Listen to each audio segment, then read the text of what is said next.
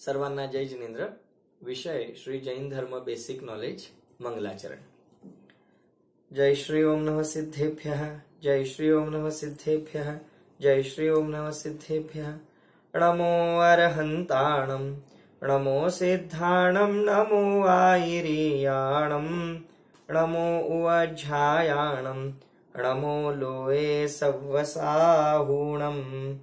मोक्षमार्गस्य नेतारं भेत्तारं कर्मभूभृतां, ज्ञातारं विश्वतत्त्वानां, वन्दे तद्गुणलब्धये, वन्दे तद्गुणलब्धये। मङ्गलं भगवान् वीरो, मङ्गलं गौतमो गणी, मङ्गलं कुन्दकुन्दाद्यो, जैनधर्मोऽस्तु मङ्गलम्। सर्वमङ्गलमाङ्गल्यं सर्वकल्याणकारकं, प्रधानं सर्वधर्माणां, जैनं जयतु शासनं, जैनं जयतु शासनं, जैनं जयतु शासनं।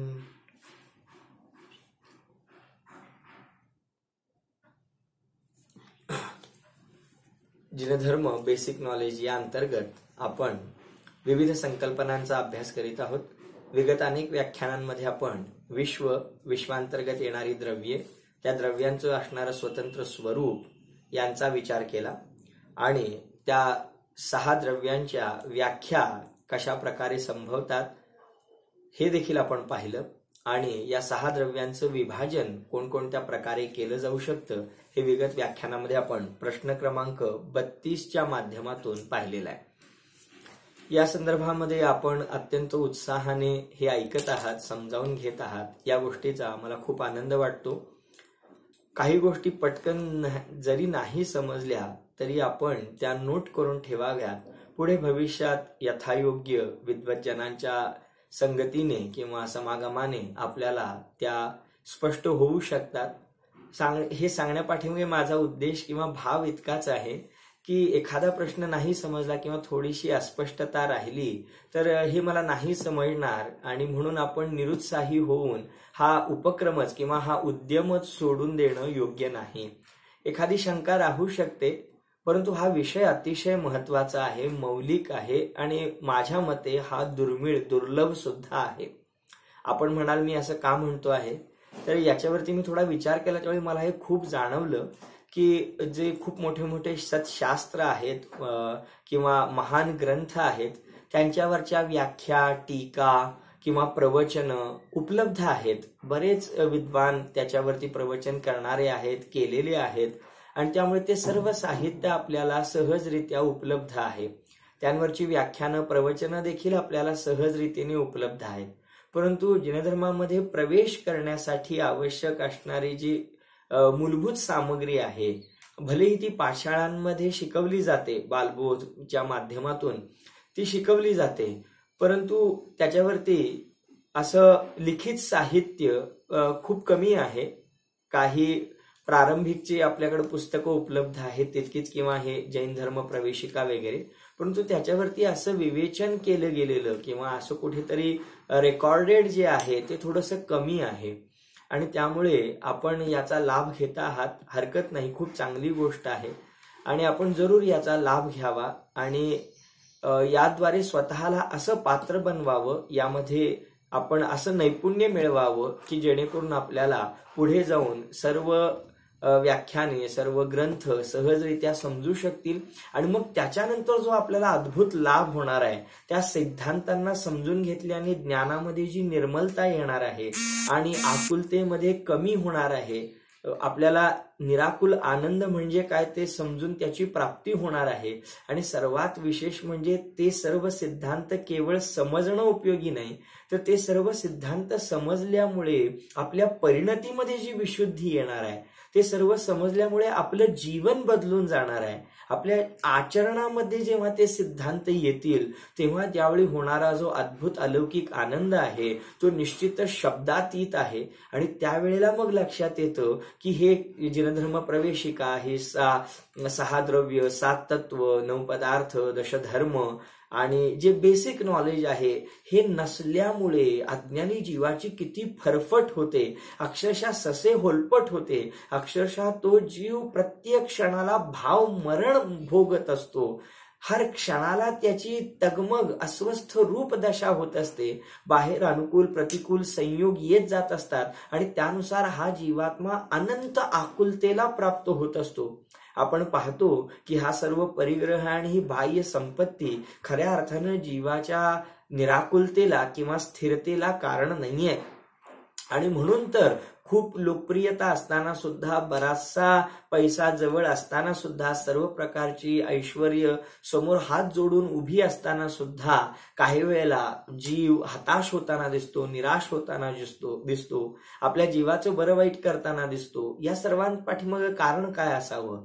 या पाठीमागं कारण हेच आहे की बाबा रे, हे सर्व संयोग वियोग होत राहतील, परंतु जे कधीही बदलणार नाही, जे त्रिकाल आहे, जे शाश्वत आहे, वस्तूचं सत्य स्वरूप आहे, ते कधीही बदलणार नाही. ते जर एकदा जीवाने हस्तगत केलं तर निश्चितच जीवाच्या परिणतीमध्ये इतका खुलेपणा, इतकं मोकळेपण आणि इतकी सहजता येते की त्याद्वारे तो जीव सहजानंदामध्ये सदाकाळ राहू शकतो. निश्चितच तो पुरुषार्थाचा भाग आहे आणि तो पुरुषार्थ सुरू होतो तो या बेसिक नॉलेज पासून सुरू होतो. आणि त्यामुळे आपण यामध्ये इंटरेस्ट घेत आहात ही खऱ्या अर्थाने एक शुभ सूचक घटना मी मानतो आणि आपण देखील ती मानावी. आणि मग याद्वारे आपण पुढे पुढे जेव्हा ज्ञानार्जन करीत जाल, याचा आपल्याला अधिकाधिक उलगडा होत जाईल, तेव्हा मग जे महान सिद्धांत मिळतील ते अवर्णनीय असतील. याची तुलना, थोडासा वेळ जातो आहे हे मला ध्यानी आहे, परंतु याची उपयोगिता सांगण्याचा भाव मी थांबवू शकत नाहीये. जसं एखादं लहान मूल जेव्हा पहिल्यांदा शाळेत जातं तेव्हा त्याला काय शिकवलं जातं? अगदी बेसिक त्याच्याकडून धुळाक्षरे गिरवली जातात, मुळाक्षरे शिकवली जातात. अ आ इ ई क ख ग घ 1 2 3 4 हे शिकवलं जातं. मला सांगा यांचा काय उपयोग आहे? आता आपल्याला असं कोणी शिकवायला लागलं तर आपण ते शिकत बसू का? पण लक्षात घ्या, त्या बालकासाठी ते अत्यंत गरजेचं आहे. खरं म्हणजे जीवनामध्ये ते डायरेक्टली उपयोगी नाही आहे. ते उपयोगी केव्हा पडेल? जेव्हा ते सर्व मूल ते अक्षर शिकेल, ते अंक शिकेल आणि त्यांचा दैनंदिन व्यवहारामध्ये जेव्हा त्याला उपयोग होईल, तेव्हा त्याच्या लक्षात येईल की ओहो, हे तेवढ्यासाठी शिकवलं जात होतं.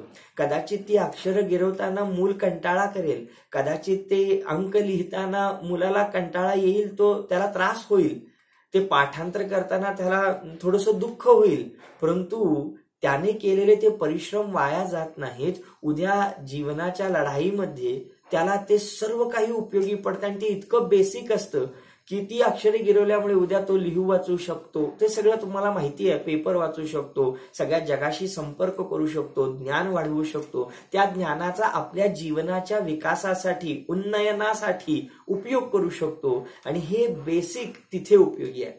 एखादं मूल म्हटलं मला एखादं अक्षर काढताना जमत नाहीये, एखादं अक्षर समजत नाहीये, तर मग काय करायचं? जमत नाही, राहू दे तिकडं. ठीक आहे बाबा, तुला अंक जमत नाही, तुला एखादा अक्षर जमत नाही, तू तो विषय सोडून दे.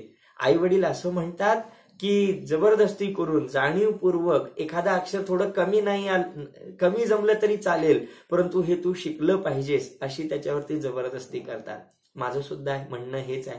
एखादा अक्षर नाही जमलं म्हणून आपण अक्षरविद्या सोडून देत नाही. त्याप्रमाणे एखादा मुद्दा नाही कळाला, थोडासा अस्पष्ट राहिला, तरी सुद्धा आपण हा उद्यम सोडू नये. पुढे यथावकाश आपल्या सहज योगायोगाने ती शंका, तो मुद्दा आपल्याला कळून जाईल. परंतु काही गोष्टींसाठी आपण या विद्येपासून, या पूर्ण सुखविद्येपासून, सुखरूप परिणमन करण्याच्या विद्येपासून स्वतःला वंचित ठेवू नये. कारण अनादी काळापासून आतापर्यंतचा काळ हा स्वतःला या विद्येपासून वंचित ठेवल्याने गेलेलाच आहे. परंतु आता सद्भाग्याने अशी संधी उपलब्ध झालेली आहे, तर जरूर आपण या अभ्यासाला प्रारंभ केलाय. मी असं म्हणत नाही की याद्वारेच तुम्ही शिकावं. शिकण्याचे अनेक मार्ग सध्या उपलब्ध आहेत. कुठूनही शिका, कोणत्याही ग्रंथाआधारे शिका, कोणत्याही वक्त्याकडून शिका, कुठेही बसून शिका, परंतु शिका. कारण शिकणं महत्वाचं आहे. ते कुणाकडून आणि कसं हे नंतरचा विषय आहे, परंतु मूळ आपल्याला या अभ्यासासाठी आवश्यक गाभाभूत भाग स्वतःला आत्मसात होणं गरजेचं आहे. थोडंसं विषयांतर झालं, परंतु हे शिकणं अतिशय महत्वाचं आहे हे आपण लक्षात घेऊन आणि त्यामध्ये थोडंफार कमी राहिली तरी चिंता न करता त्याला नोट करून ठेवून त्याला स्वतंत्र रीतीने नोंद ठेवून आपण भविष्यामध्ये त्याचा पाठपुरावा करून ते सुद्धा शिकून घ्यावं, बस हीच या पाठीमागची भावना. पाहूया पुढचा भाग. याच्यामध्ये एक शंका अशी आहे की लोकाकाशामध्ये 6ही द्रव्ये राहतात: जीव, पुद्गल, धर्म, अधर्म, आकाश आणि काल. याच्यामध्ये आपण पाहिलं होतं की एका पुद्गल परमाणूला मी मुद्दाम गती थोडी कमी ठेवतो आहे जेणेकरून आपल्याला मी काय म्हणतो आहे ते सगळं आकलन होत जावं. जर आपल्याला ते शब्द पाठ असतील, त्या व्याख्या पाठ असतील तर मी सांगताना त्या लक्षात येत जातील. जर आपण केवळ ऐकण्यासाठी ऐकत असाल तर निश्चितच आपल्याला पुढचा भाग जसा होत जाईल तसतसं ते कमी कमी समजत जाईल. यासाठी आपण हे शब्द वारंवार उच्चारावेत, वारंवार म्हणावेत, त्या व्याख्या वारंवार म्हणाव्यात, वाचाव्यात, जेणेकरून मग आपल्याला ते आत्मसात करणं किंवा ग्रहण करणं, ग्रास्पिंग आपल्याला सहजरित्या होऊ शकेल. तर मी सांगत होतो की पुद्गल द्रव्याचा जो सगळ्यात छोटा अंशरूप परमाणू आहे की ज्याचा दुसरा तुकडा केला जाऊ शकत नाही, अशा पुद्गल द्रव्याचा सगळ्यात सूक्ष्म परमाणू त्याला राहण्यासाठी जितकी जागा लागते त्या जागेला आकाश द्रव्याचा एक प्रदेश म्हणतात. बरोबर आहे ना? लक्षात आलं? पुद्गल द्रव्याचा सगळ्यात लहान अंश परमाणू, त्या परमाणूला राहण्यासाठी जितकी जागा लागते त्या जागेला एक प्रदेश म्हणतात. आता काळजीपूर्वक ऐका, फसगत होऊ शकते. पूर्ण आकाश द्रव्य जे आहे, संपूर्ण आकाश द्रव्य, तर त्या संपूर्ण आकाश द्रव्याचे किती प्रदेश असतील हो? काय आहे आपला अंदाज? संपूर्ण आकाश द्रव्य जे अनंत असीमित आहे त्या आकाश द्रव्याचे किती प्रदेश होऊ शकतील, जागा छोट्या छोट्या? तर निश्चितच त्याचं उत्तर आहे हे आकाश द्रव्य अनंत प्रदेशी आहे, अनंतानंत प्रदेशी आहे. पूर्ण आकाश द्रव्य पूर्ण, तर हे पूर्ण आकाश द्रव्य अनंतानंत प्रदेशी आहे. परंतु त्या आकाश द्रव्यामध्ये ज्या भागामध्ये इतर 5 द्रव्ये राहतात त्याचं नाव आहे लोकाकाश. माहिती आहे आपल्याला ते चित्र, लोकाकाशाचं चित्र आपल्याला काल दाखवलं होतं, हे लोकाकाश. तर हे जे लोकाकाशाचं चित्र आहे, या लोकाकाशाचे किती प्रदेश आहेत? तर ते असंख्यात प्रदेश आहेत. आणि त्याच्या बाहेर जे आकाश द्रव्य पसरलेलं आहे त्याच्यामध्ये अनंत प्रदेश आहेत. मग सगळे मिळून सुद्धा अनंतच होतात. तर पूर्ण आकाश द्रव्याचे प्रदेश अनंत आहेत आणि लोकाकाशाचे प्रदेश असंख्यात आहेत. म्हणजे एक एक पुद्गल परमाणू सुट्टा करून या लोकाकाशामध्ये आपण ठेवत गेलो तर या लोकाकाशाचे किती प्रदेश होतील? असंख्यात प्रदेश होतील आणि असंख्यात पुद्गल परमाणू त्याच्यामध्ये बसतील. शंका इथेच निर्माण होते की असंख्यात प्रदेशी लोकाकाशामध्ये अनंत प्रदेशी पुद्गल द्रव्य कसे राहणार? कारण आपण पूर्वी बघितलं होतं, संख्या अपेक्षेने जेव्हा आपण विचार केला होता तेव्हा या विश्वात जीवद्रव्य अनंत आहेत, पुद्गल द्रव्ये अनंतानंत आहेत, धर्मद्रव्य, अधर्मद्रव्य आणि आकाश द्रव्य एक आहे आणि कालद्रव्य असंख्यात आहेत, असं आपण शिकून आलोय पूर्वी. तर मग त्यामध्ये सांगितलं होतं की पुद्गल द्रव्य तर अनंतानंत आहेत आणि ते पुद्गल द्रव्य राहतं लोकाकाशामध्ये आणि लोकाकाशाचे प्रदेश तर असंख्यात म्हणून तुम्ही सांगता. मग प्रश्न निर्माण होतो की असंख्यात प्रदेशी लोकाकाशामध्ये अनंत पुद्गल द्रव्य, पुद्गल परमाणू कसे राहू शकतात? तर याचं उत्तर असं आहे, पुद्गल द्रव्यामध्ये स्कंध बनण्याची शक्ती आहे, पुद्गल द्रव्यामध्ये जोडले जाण्याची शक्ती आहे. ही शक्ती दुसऱ्या कोणत्याही द्रव्यामध्ये नाही. जीवद्रव्य, आता मी जीवद्रव्य आहे आणि तुम्ही जीवद्रव्य आहात, तर जीवाला जीव चिकटण्याची, जीवाला जीव बांधण्याची कोणती सोय नाही आहे, म्हणजे कोणती व्यवस्था नाही आहे. जीवद्रव्य एकमेकांच्या मध्ये राहू शकतात, एका ठिकाणी राहू शकतात, परंतु एकमेकांशी बांधले जात नाहीत. जीवाला जीव बांधला जात नाही. लक्षात आलं का? बघा, आणि म्हणून जीवद्रव्यांमध्ये एकत्रित होण्याची शक्ती नाही आहे, जोडले जाण्याची, बॉन्डिंग होऊ शकत नाही. पुद्गल द्रव्यामध्ये ती आहे, म्हणून त्यांच्यापासून स्कंध तयार होतो. मॉलिक्यूल म्हणतात बघा याच्यामध्ये सायन्सच्या भाषेमध्ये, तर तो काय होतो, स्कंध तयार होतो. धर्मद्रव्य एकच आहे, जोडणार कशाशी, जोडलं जाऊ शकत नाही. अधर्मद्रव्य पण एकच आहे, त्यामुळे त्याच्यामध्येही जोडलं जाण्याचं दुसरं अधर्मद्रव्य नाही आहे जोडायला. आकाशद्रव्य पण एकच आहे. कालद्रव्य असंख्यात आहेत, काळजीपूर्वक आहे का, कालद्रव्य असंख्यात आहेत, अनकाउंटेबल्स, परंतु ते सुद्धा एकत्रित येत नाहीत. का एकत्रित येत नाहीत? कारण ते लोकाकाशाच्या एक प्रदेशावर एक कालाणू स्वतंत्ररित्या फिट आहे, बसलेला आहे. मग त्यांच्यामध्ये एकत्रित होण्याची शक्तीच नाहीये आणि गरजही नाहीये, कारण एकेका लोकाकाशाच्या एकेका प्रदेशावर एक कालद्रव्य सुट स्थित आहे. त्यामुळे त्यांच्यामध्ये एकत्रित येण्याची शक्तीही नाहीये आणि एकत्रित ते येत सुद्धा नाही. त्यामुळे काही प्रश्न नाही. आणि हा देखील प्रश्न नाहीये की लोकाकाशाचे प्रदेश पण असंख्यात आहेत आणि कालाणू सुद्धा असंख्यात आहेत. त्यामुळे तिथं सुद्धा कोणतीही दुविधा नाहीये, कोणतीही अडचण नाहीये, त्याच्यामध्ये कोणतीही विसंगती नाहीये. कारण जितके लोकाकाशाचे प्रदेश तितकेच कालाणू. मग एकेका प्रदेशावर एक कालाणू बसला, प्रश्न मिटला. प्रश्न इथे निर्माण झाला की लोकाकाशाचे असंख्यात प्रदेश असताना त्यामध्ये अनंतानंत पुद्गल द्रव्य बसणार कसे, फिट कसे होणार, जागा कुठून येणार? तर त्याचं उत्तर असं आहे, पुद्गल द्रव्य हे स्कंध होण्याच्या शक्तीने युक्त आहे. त्यामुळे पुद्गल परमाणू एकत्रित येऊन गठ्ठारूप परिणमन करू शकतात, बॉन्डिंग होऊ शकतं. आणि त्याशिवाय एका पुद्गल परमाणूमध्ये सूक्ष्म असल्यामुळे, काळजीपूर्वक ऐका, यातूनच पुन्हा प्रश्न निर्माण होऊ शकतात. पुद्गल परमाणूमध्ये तो सूक्ष्म असल्यामुळे इतर पुद्गल परमाणूंना सुद्धा सामावून घेण्याची शक्ती आहे, कारण ते सूक्ष्म आहे. म्हणून स्थूल पुद्गल दुसऱ्या पुद्गलाला प्रवेश देत नाही. जसं हा हात आहे, हा पुद्गल आहे, हा स्थूल आहे, तर याच्यामध्ये पुन्हा दुसरा हात जाऊ शकत नाही, कारण हा पण स्थूल आहे आणि हा पण स्थूल आहे. परंतु जे सूक्ष्म पुद्गल आहे, उदाहरणार्थ पुद्गल परमाणू हा अत्यंत सूक्ष्म आहे आणि तो सूक्ष्म असल्यामुळे त्या पुद्गल परमाणूच्याच जागेमध्ये दुसरा पुद्गल परमाणू सुद्धा एंटर होऊ शकतो. कळतं का बघा? आणि त्यामुळे काय झालं, त्यामुळे जेव्हा स्कंध बनतात तेव्हा अशी सामर्थ्य असल्यामुळे कमी जागेमध्ये सुद्धा जास्त पुद्गल द्रव्य बसू शकतात. लक्षात आलं का बघा? शास्त्रांमध्ये तर असं सांगितलेलं आहे, आकाश द्रव्याच्या एका प्रदेशामध्ये सर्व अनंत पुद्गल द्रव्ये बसू शकतात. काय सांगितलं? आकाश द्रव्याच्या एका प्रदेशामध्ये, म्हणजे जितकी जागा एका पुद्गल परमाणूला राहण्यासाठी लागते तेवढ्याच जागेमध्ये अनंत पुद्गल द्रव्य सुद्धा सामावू शकतात.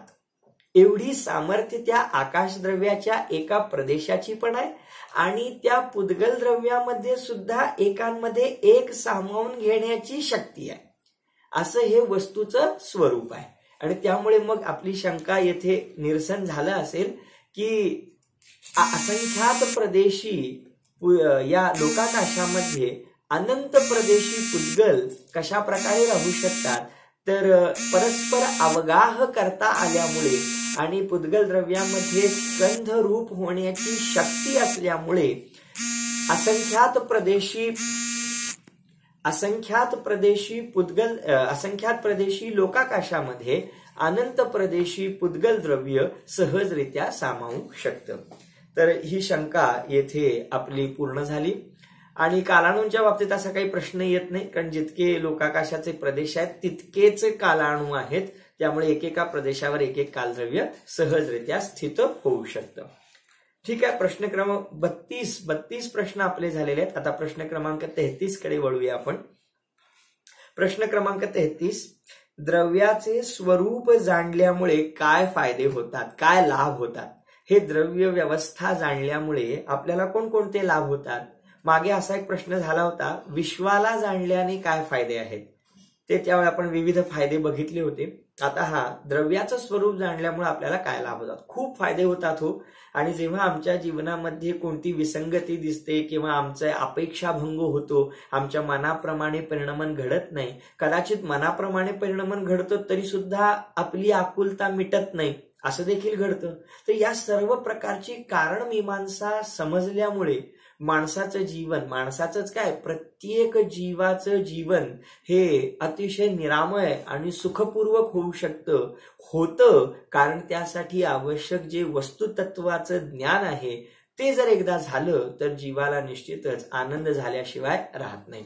त्यामुळे ते अगदी थोड्या वेळापूर्वी सांगितल्याप्रमाणे एकदा आपण ही अंक आणि लिपी दोन्ही शिकलो तर मग आपलं जीवन पुढे साक्षर झाल्यामुळे सहजरित्या अधिक ज्ञानमय होऊन जातं.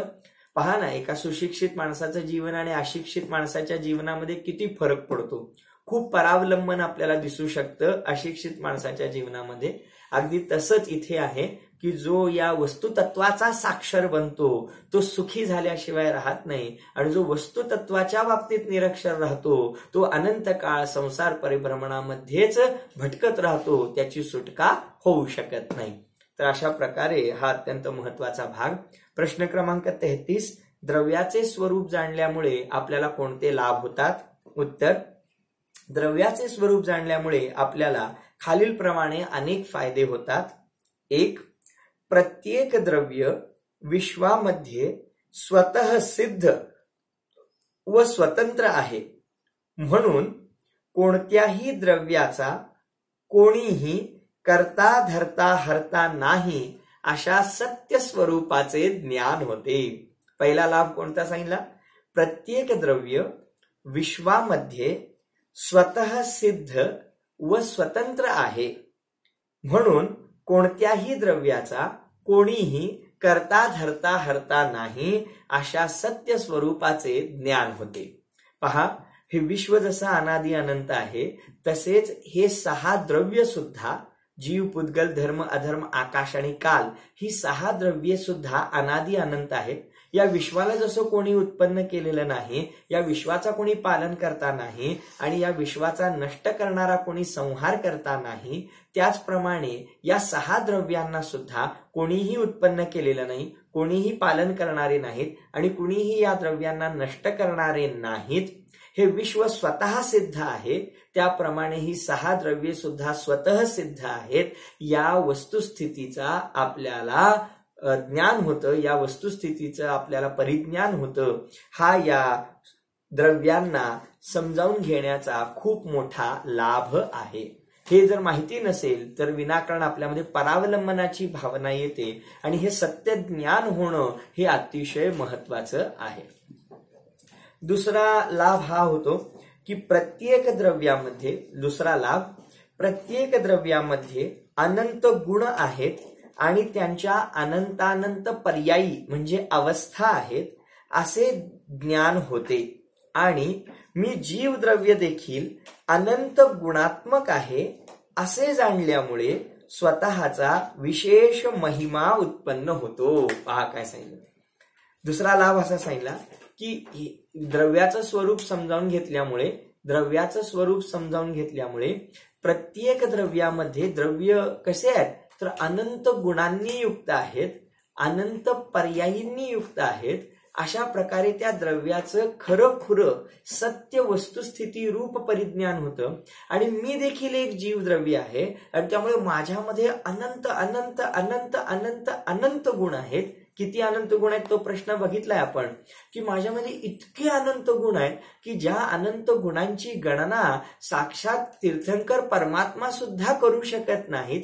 त्यांना जाणू शकतात परंतु त्यांचा अंत तर ते केवलज्ञानी परमात्मा सुद्धा सांगू शकत नाहीत. इतके अनंत गुण माझ्यामध्ये विद्यमान आहेत. ओहो, असं स्वरूप आपल्याला समजावून येतं. आणि येथे सांगतात की मी जीवद्रव्य सुद्धा असा अनंत गुणांचा स्वामी आहे. हे जाणल्यामुळे स्वतःला स्वतःची महिमा येते, स्वतःबद्दल आपल्याला विशेष बहुमान येतो. त्या सिद्धचक्र विधानांतर्गत सुद्धा अशी गोष्ट येते की एका सिद्धांच्या एका समयामध्ये होणाऱ्या सुखाला सिद्ध पर्यायीमध्ये जे अनंत अव्याबाध सुख होतं, तर त्या अनंत सुखाला सांगण्याची ताकद ही अन्य कोणत्या शब्दांमध्ये नाहीये. कोणतेही शब्द त्या सुखाला सांगू शकत नाही.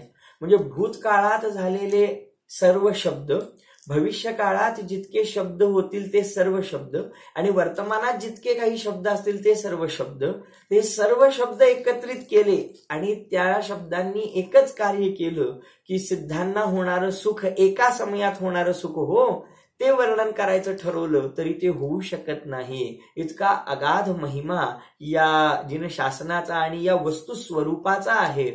तर एका द्रव्यामध्ये इतके अनंत गुण वसतात, या गुणांची संख्याच इतकी आहे आणि मी सुद्धा अशा अनंत गुणांचा स्वामी आहे हे जाणल्यानंतर या जीवाला खऱ्या अर्थानं स्वतःचा परिवार समजतो. परिवार मी काय मानून बसलोय की सध्या जे दिसतायत तो माझा परिवार आहे. हा ठीक आहे, वर्तमान दशेनुसार ते योग्यही आहे. ही माझी आई आहे, हे माझे पिता आहेत, ही माझी पत्नी, ही माझी मुलं बाळ, हे मित्र परिवार किंवा हे भाऊ, हे बहीण, हे सर्व परिवार म्हणून मी मानतो आहे. परंतु हा परिवार, सच्चा परिवार कुठे आहे? बोला.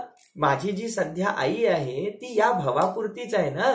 मागच्या भवामध्ये तो जीव माझी आई कुठे होता आणि कदाचित पुढच्या भावांमध्ये कुठे असणार आहे. याचा अर्थ निरादर नाही आहे, परंतु ही सर्व नाती तर इथे आहेत, इथल्या पुरती आहेत. वास्तवामध्ये ही नाती त्रिकाळ टिकणारी नाहीत.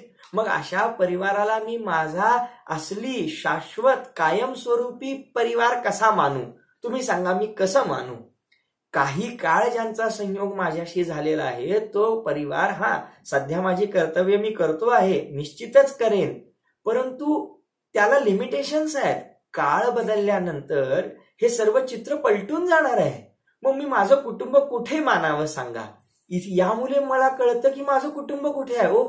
ज्ञान गुण, दर्शन गुण, चारित्र्य गुण, अस्तित्व गुण, आता पुढे गुणांचं प्रकरण चालू होणार आहे. तर माझ्यामध्ये जे अनंत गुण आहेत ना, तो माझा खरा परिवार आहे. माझं खरं कुटुंब ते आहे की जे माझं कधीही सुटून जात नाही. ते गुण म्हणजे माझा असली परिवार आहे. हे लक्षात आल्यानंतर मग माझी रती त्या अनंत गुणांप्रती होते. माझी अहम भावना त्या गुणांमध्ये स्थापित होते की जे गुण त्रिकाली आहेत, ते द्रव्यातून कधीही दूर होत नाहीत. अशा प्रकारे स्वतःच्या खऱ्या कुटुंबाचा आपल्याला परिचय प्राप्त होतो. हे या द्रव्य गुण पर्यायी रूप वस्तू व्यवस्थेला, विश्वाला जाणण्याचा आपल्याला असली लाभ आहे. त्यामुळे दुसरा लाभ आपण बघितला की मी जीवात्मा सुद्धा अनंत गुणात्मक आहे. माझ्यामध्ये देखील अनंत गुण वसतात आणि हे जाणल्यामुळे मला माझ्या स्वतःच्या निजद्रव्याविषयी विशेष महिमा उत्पन्न होतो. आणि मग आपल्यामध्ये मी मरण पावलो तरी, या शरीराचा आणि माझा वियोग झाला तरी देखील माझं या भावापुरतं मरण होऊ शकतं, परंतु त्या अनंत गुणांना कोणी मारू शकत नाही. माझ्या द्रव्य स्वरूपाला कधी कोणी धक्का लावू शकत नाही. हे लक्षात आल्यामुळं स्वतःच्या निज स्वरूपाविषयी अनंत अनंत अनंत प्रीतीभाव, महिमा भाव उत्पन्न झाल्याशिवाय राहत नाही.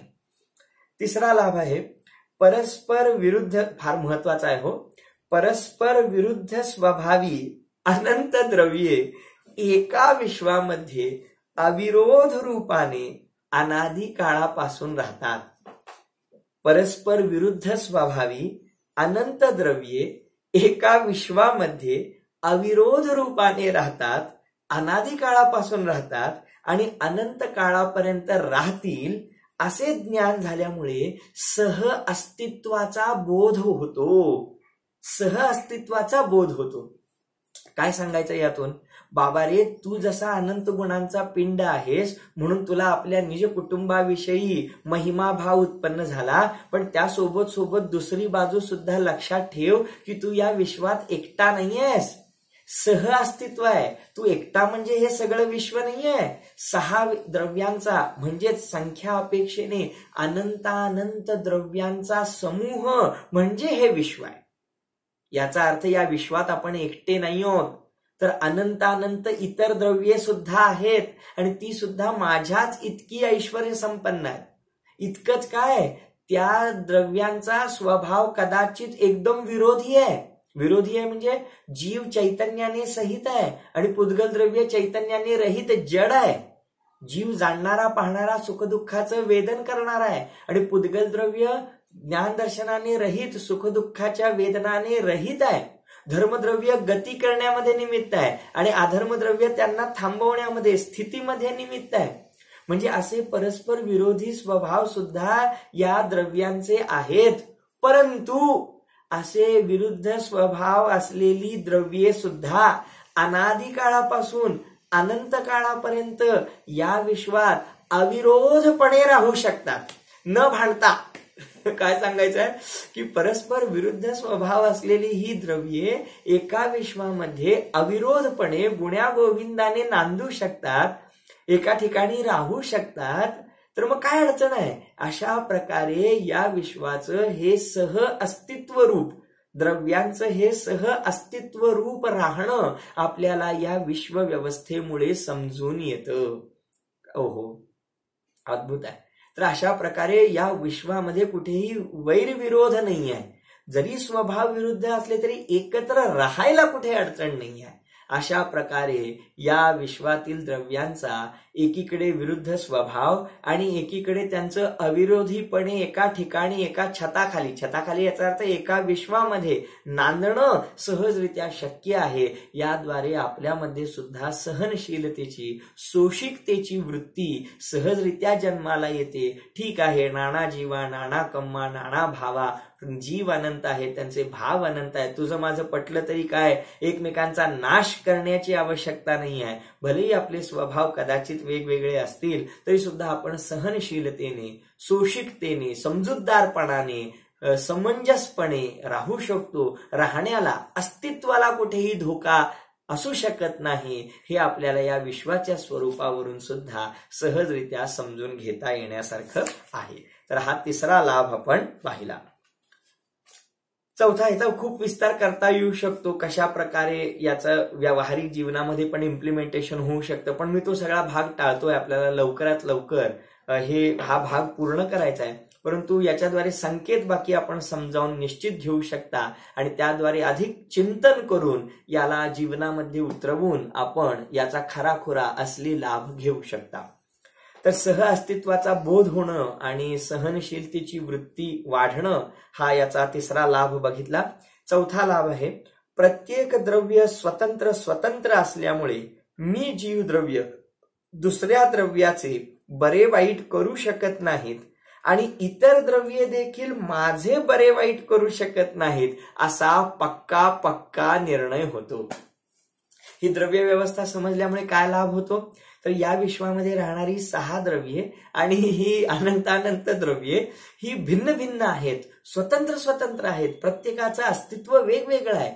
हे समजल्यामुळे मी जीवात्मा, मी जीव आहे ना, जाणणारा पाहणारा चैतन रूप, तर मी जीव द्रव्य दुसऱ्या द्रव्याचं बरं वाईट करू शकत नाही आणि दुसरे द्रव्य सुद्धा माझं काहीही बरं वाईट करू शकत नाहीत, अशा प्रकारचा स्वतंत्र पक्का निर्णय होतो. आणि त्यामुळे सहजच एक द्रव्य दुसऱ्या द्रव्याला कारण आहे, सुख दुःख देणारं आहे, बरं वाईट करणारं आहे, छळणारं आहे, उपकार करणारं आहे, अशा प्रकारची जी भावना आहे ती आपल्यामधून निघून जाते आणि प्रत्येक द्रव्याच्या स्वतंत्रतेचा आपल्याला खऱ्या अर्थानं बोध होतो आणि तिथेच स्वावलंबनाची भावना जागृत होते, स्वतंत्रतेची भावना जागृत होते. वस्तू स्वातंत्र्याचा सिद्धांत आपल्याला या द्रव्यांच्या स्वतंत्रतेमुळे सहजरित्या समजून येतो. तर हा 5वा लाभ होतो की आम्ही आमच्या उत्थानाला आणि आमच्या पतनाला परद्रव्याला दुसऱ्यांना कारण मानतो आहोत. ही पहिल्यांदा परमुख सापेक्षता आमच्या जीवनामधून निघून जाते. आम्ही आमच्या परिणतीचे करते आम्ही आहोत. आम्ही आमच्या सुखाला कारण आम्हीच, आम्ही आमच्या दुःखाला कारण आम्हीच अशा प्रकारे प्रत्येक कृतीसाठी आपण स्वतःला जबाबदार धरतो, प्रत्येक परिणामासाठी आपण स्वतःला जबाबदार धरतो, तेव्हाच आपण आपलं भविष्य खऱ्या अर्थाने घडवू शकतो. अशा प्रकारचा एक फार मौलिक पायाभूत सिद्धांत आपल्याला या द्रव्य व्यवस्थेमुळे समजून येतो. जोपर्यंत आपण आपल्या स्थितीसाठी दुसऱ्याला कारण मानून बसू तोपर्यंत आपण आपल्यामध्ये परिवर्तन करू शकत नाही. आणि येथे वस्तू स्वातंत्र्य सांगतं की एक द्रव्य दुसऱ्या द्रव्याचा करता धरता हरता नाही, म्हणून प्रत्येक द्रव्य स्वतंत्र आहे. कुणी कुणाच्या भल्या बुऱ्यासाठी किंवा बऱ्या वाईटासाठी कारण असू शकत नाही. प्रत्येक द्रव्य स्वतंत्र आहे. हा चौथा लाभ झाला. पाचवा लाभ आहे प्रत्येक द्रव्यामध्ये अनंत गुण असतात. या अपेक्षेने कोणतेही द्रव्य लहानही नाही आणि मोठेही नाही असे समजून येते. म्हणजे ही जी कमी जास्तीपणाची भावना किंवा उच्च नीचतेची भावना ही येत नाही, कारण सहाही द्रव्ये ही अनंत गुणांनी युक्त आहेत. प्रत्येक द्रव्यामध्ये अनंत गुण भरलेले आहेत. इथे केवळ जीवात्म्यांची गोष्ट नाहीये, माणसांची गोष्ट नाहीये. जीव, पुद्गल, धर्म, अधर्म, आकाश, काल, बोला या सहा द्रव्यांमध्ये सर्वश्रेष्ठ द्रव्य कोणतं आहे? चांगलं द्रव्य कोणतं आहे? वाईट द्रव्य कोणतं आहे? उत्कृष्ट द्रव्य कोणतं आहे? निकृष्ट द्रव्य कोणतं आहे? असा भेदच नाही. सगळी द्रव्ये समान आहेत. ओह, प्रत्येकाचं स्वतंत्र स्वतंत्र वैशिष्ट्य आहे. जाणण्याची क्षमता फक्त जीवामध्ये आहे. स्पर्शरसगंध वर्णाची क्षमता, गुण हे पुद्गल द्रव्यामध्ये आहे. गती करण्यामध्ये निमित्त धर्मद्रव्य आहे. म्हणजे प्रत्येक द्रव्याची आपापली स्वतंत्र विशेषता आहे. पण म्हणून एक द्रव्य श्रेष्ठ आणि दुसरं द्रव्य कनिष्ठ असं होत नाही. प्रत्येक द्रव्याची आपली स्वतंत्र स्वतंत्र परिणती आहे, स्वतंत्र स्वतंत्र योग्यता आहे, स्वतंत्र स्वतंत्र लक्षण आहे, स्वतंत्र स्वतंत्र उपयोगिता आहे. या अपेक्षेने सर्व द्रव्ये समान आहेत, कुणीही लहान मोठा नाही, हे देखील आपल्याला यातून समजून येतं. सहावा लाभ आहे मी देखील एक द्रव्य आहे म्हणून मी अनंत गुणांचा पिंड आहे. अशा ज्ञानामुळे आपल्याला आपल्या आत्म्याची महिमा येते आणि सर्वात महत्वाचं आणि परद्रव्याचं आकर्षण नष्ट होतं. परद्रव्याचं आकर्षण उरत नाही. जेव्हा मला माझं वैभव समजतं तेव्हा मी इतरांचं वैभव पाहण्याच्या भानगडीत पडत नाही. कारण मला माझं वैभव जोपर्यंत ठाऊक नाही तोपर्यंतच मी काय करत राहतो? इतरांचं वैभव पाहत राहतो. आणि जेव्हा हे लक्षात येतं की सगळेच वैभव संपन्न आहेत, सर्वांजवळ वैभव आहे, दुसऱ्यांजवळ आहे तसं माझ्याजवळही आहे, तेव्हा साहजिकच आपल्याला आपल्याविषयी महिमा उत्पन्न होते आणि मग आपण आपल्या वैभवामध्ये एकरूप झाल्यानंतर सदा काळासाठी निराकुल राहू शकतो. अशा प्रकारचा हा सहावा लाभ इथे सांगतात की मी द्रव्य आहे, माझ्यामध्ये मी अनंत गुणांचा पिंड आहे, त्यामुळे आपल्याला आपल्या आत्म्याची महिमा येते आणि जेव्हा स्वची महिमा येते तेव्हा परद्रव्याचं आकर्षण नष्ट होतं. सातवा लाभ आहे 7व्या क्रमांकाचा प्रत्येक द्रव्य अनंत गुणात्मक भरीव आकंठ भरलेली वस्तू आहे. प्रत्येक द्रव्य गुणात्मक भरीव आकंठ भरलेली वस्तू आहे. पोकळ नाही, रिक्त नाही, रिकामी नाही. म्हणून द्रव्याच्या पूर्णतेचं आणि परद्रव्यापासून निरपेक्षतेचे ज्ञान होते. काय सांगितलं की प्रत्येक द्रव्य भरलेलं आहे, अनंत गुणांनी युक्त आहे, भरीव आहे, ते पोकळ नाहीये, रिकाम नाहीये आणि त्यामुळे प्रत्येक द्रव्याचं अस्थिरूप ज्ञान होतं. त्याचं संपूर्ण रूप आपल्याला लक्षात येतं. त्याच्यामध्ये जे काही आहे त्याच्या विशेषांचं ज्ञान झाल्यामुळे आपल्याला आपली महिमा उत्पन्न होते. आणि जर एवढं सगळं सामर्थ्य त्याच्यामध्ये आहे तर मग त्याला परद्रव्याची आवश्यकता नाही, कारण आपल्याला आपलं काम करण्यासाठी आवश्यक असणारे सगळे टूल्स, सगळी साधनं, त्यासाठी आवश्यक असणाऱ्या सर्व गोष्टी या आपल्यामध्येच भरलेल्या आहेत. हे लक्षात आल्यामुळं आपल्याला परद्रव्याची आवश्यकता उरत नाही, परद्रव्याकडे पाहण्याची आवश्यकता उरत नाही आणि परद्रव्यांपासून निरपेक्षतेचं ज्ञान आपल्याला सहजरित्या होऊन जातं. हा 7व्या क्रमांकाचा लाभ येथे सांगितलेला आहे. तर अशा प्रकारे या द्रव्य व्यवस्थेला जाणल्यामुळे होणारे लाभ आपण पाहिले. आज थोडासा वेळ आपल्याला या सर्व ज्ञानाची आवश्यकता काय आहे या प्रस्तावनेमध्ये थोडासा वेळ गेला. हरकत नाही, परंतु इथून पुढे बाकी आपण थोडंसं गतीने गुण, आता गुण नावाचं प्रकरण चालू होणार आहे. द्रव्यामध्ये असणारे अनंत अनंत गुण कसे असतात, त्यांच्या व्याख्या, त्यांचं विभाजन, त्यांचे प्रकार, हे सगळे आपण पाहूया. निश्चितच आपण या भागाला आत्मसात कराल आणि याला पहिली पायरी मानून याद्वारे अनेक महान सिद्धांतांना जाणून घेऊन आपल्या जीवनामध्ये आचरण करून आपण तो सुखी माणसाचा सदरा, की जो सर्वांना हवा आहे परंतु तो कुठे मिळतो हे ठाऊक नाही, तर त्याचा पत्ता हे जिनशासनच आहे. याद्वारे आपण निश्चितच सुखाला प्राप्त कराल, सुखाच्या मार्गाला प्राप्त कराल. या मंगल भावनेने ओम नमः. या वाणी के ज्ञान से सूझे लोकालोक, सो वाणी मस्तक नमो सदा देत हूँ ढोक. ये बोलो द्वादशांगमयी जिनवाणी माता की जय, जिन धर्म की जय.